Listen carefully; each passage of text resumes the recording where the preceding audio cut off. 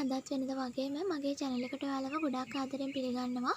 ඔන්න අද මම රස chocolate cake recipe එකක් අරගෙන ආවා. ඇත්තටම ගොඩාක් රසයි මේ recipe එක. ඒ වගේම මේ cake එකට මම අද butter, බිත්තර, කිරිපිටි එකතු කරගන්න නැතුව හදන්නේ. ඉතින් ඒ වගේමයි හොඳ soft එකට ගන්නත් පුළුවන් අපිට මේ cake එක. ඉතින් oven පාවිච්චි කරන්නේ නැහැ. hand beat එකක් පාවිච්චි කරන්නේ නැහැ. ඉතින් ගොඩක් ලේසි ගෙදර තියෙන දේවල් වලින් හදාගන්න පුළුවන් කේක් එකක්. ඉතින් අපි බලමු කොහොමද මේ රස කේක් එක හදන්නේ කියලා. ඉතින් වෙනද වගේම මගේ channel එක subscribe කරපු හැමෝටම ගොඩක්ම ස්තුතියි.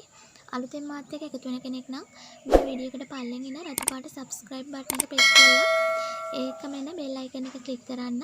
එතකොට මම අලුතෙන් දාන හැම වීඩියෝ එකක්ම ඔයාලට බලා ගන්න පුළුවන්. ඔන්න මම දැන් කේක් එක බේක් කරන භාජනය ප්‍රීහීට් කරගන්න හදන්නේ. ඉතින් මෙන්න මේ වගේ භාජනයක් අරගෙන ඔයාලා වලන් තියෙන ස්ටෑන්ඩ් එකක් තියාගන්න ඇතුලෙන්. ඉතින් ඔයාලට රයිස් කුකර් එකේ උනත් මේක කරගන්න පුළුවන්. මම අද පාවිච්චි කරන්න ඇති රයිස් කුකර් එකක් තමයි ලිපේ තියාගෙන හදන්නේ. ඉතින් මේක අපි හොඳට විනාඩි 10ක් විතර රත් කරගමු. ඉතින් රයිස් කුකර් එකේ උඩ වහන පියනේ මෙන්න මේ වගේ හිල් තියෙනවා නම් පත්තර පිටුවක් පොඩ්ඩක් රෝල් කරලා මේ සිදුරු වැහෙන්න ගහගන්න.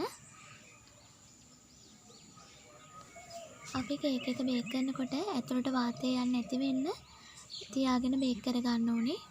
දැන් අපි කේක් එක බේක් කරන භාජනය විනාඩි 10ක් හොඳට ප්‍රීහීට් කරගමු. ඔන්න දැන් අපි කේක් බැටර් එක හදාගමු. මම හැමදේම මැනගන්න පාවිච්චි කරන්නේ මේ වගේ පිරිසි කෝප්පයක්. පිරිසි කෝප්පයකින් එකක් පොල් කිරි අරගන්න. මේ පොල් කිරි ගොඩක් උකු වෙන තරමට හොඳයි.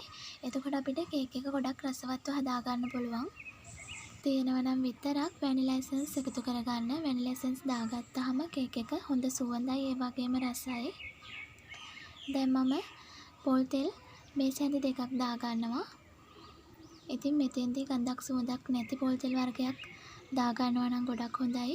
මම මෙතෙන්දී සුදු පොල් තෙල් තමයි පාවිච්චි කරන්නේ. දැන් අපි මේ ටික හොඳට මිශ්‍ර කරගමු. ඔන්න දැන් අපි සීනි පිරිසි කෝප්ප භාගයක් එකතු කරගමු. ඔයාලා මේක ග්‍රෑම් වලින් ගන්නවා නම් පිටි ග්‍රෑම් 100යි සීනි ග්‍රෑම් 100යි දාගන්න. අපිට සීනි ග්‍රයින්ඩර් කරලා අරගන්නවා නම් ඉක්මනින්ම දී කරගන්න පුළුවන්. ලුණු තේ හැඳි භාගයක් එකතු කරගෙන සීනි ටික දිය වෙනකන් හොඳට කලවම් කරගන්න. ඔන්න දැන් සීනි ටික හොඳට තේ වෙලා. දැන් අපි පෙනේරයක් අරගෙන පාන් පිටි පිරිසි කප් එකක් ඒකට දාගමු. පාන් පිටිකටම කොකෝ පවුඩර් තේ හැඳි 3ක්, කෝන්ෆ්ලවර් තේ හැඳි 2ක්, බේකින් පවුඩර් තේ හැන්දක්, බේකින් සෝඩා තේ හැඳි භාගයක් දාගෙන හොඳට හලා ගන්න. ඉතින් ඔයාලට කෝන්ෆ්ලවර් නැත්තම් කෝන්ෆ්ලවර් නැතුව හදාගන්න. කෝන්ෆ්ලවර් දාගත්තොත් හොඳට කේක් එක සොෆ්ට් එකට ගන්න පුළුවන්. දැන් අපි මේ ටික එකම පැත්තකට කලවම් කරගමු. දැන් අපි කේක් බැටර් එක පෙරාගෙන වෙනත් භාජනයකට දාගමු. ඔන්න මේ තේනේ පෙරාගෙන ඉවර වුණාට පස්සේ අපේ කේක් බැටර් එක මෙන්න මේ වගේ උකුවට තියෙන්න ඕනි. ඔන්න දැන් අපි කලින් හදාගත්තු කේක් තැටියට දාලා කේක් එක බේක් කරගමු. මේ වෙලාව වෙද්දී හොඳට අපි ලිපේ තියාගත්තු භාජනය රත් වෙලා තියෙන්නේ. ඔන්න මේ තේනේ හරියටම විනාඩි 15කට පස්සේ මගේ කේක් එක හොඳට තැම්බිලා තියෙන්නේ. ඉතින් ටූත් පික් එකක් ගහලා බලන්න ඇතුළ හොඳට තැම්බිලාද කියලා. තැම්බිලා නැත්තම් තව විනාඩි 10ක් විතර හොඳට බේක් කරගන්න. ඉතින් ඔයාලට මේ විදිහට උනත් කන්න පුළුවන්. අයිසින් එකක් දානවා නම් හොඳට කේක් එක නිවෙන්න තියන්න. කූලින් රැක් එකකට දාලා හොඳට කේක් එක නිවා ගන්න. අපි යට තියෙන කොලෙත් ගලව ගමු.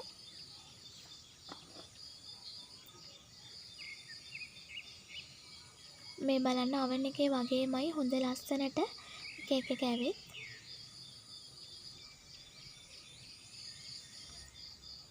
ඔන්න දැන් මගේ කේක් එක හොඳට නිවිලා තියෙන්නේ. දැන් අපි මේක අයිසින් කරගමු. අයිසින් කරාම කේක් එක ගොඩක් රසයි. ඉතින් දැන් බඩු මිල ගොඩක් අධික හින්දා මේ වගේ කේක් එකක් හදාගෙන උනත් ඔයාලට බර්ත්ඩේ එකකට තියාගන්න පුළුවන්. ඉතින් පොඩි ඩෙකරේටින් එකකුත් දාගන්න. මම ඔයාලට රෝසස් හදන විදිය මගේ වීඩියෝ එකකින් අරගෙන ආවා. ඒකත් බලන්න. ඉතින් මම මගේ කේක් එක ස්ප්‍රින්කල්ස් ටිකක් සහ රෝසස් ටිකක් දාලා ලස්සන කරගත්තා. අපි දැන් බලමු කේක් කෑල්ලක් කපලා කොහොමද ඇතුළ හොඳ සොෆ්ට් එකට තියෙද කියලා.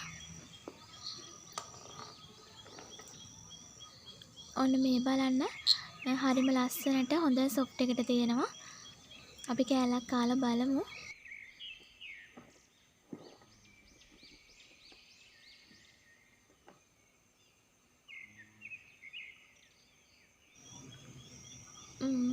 හරිම රසයි. ඉතින් ඔයාලා කැමති නම් කේක් එක ඩෙකරේට් කරගන්නත් පුළුවන්. මම රෝසස් ටිකක් දාලා ලස්සනට කේක් එක ඩෙකරේට් කරගත්තා. ඉතින් මගේ වීඩියෝ එක හොඳයි නම් ලයික් එකක් දෙන්න, කමෙන්ට් එකක් දෙන්න, යාළුවන්ටත් බලන්න ෂෙයා කරන්න. අපි නැවතත් රසබර වීඩියෝ එකකින් හමු වෙමු. ඔයාලට ගොඩාක් ස්තුතියි.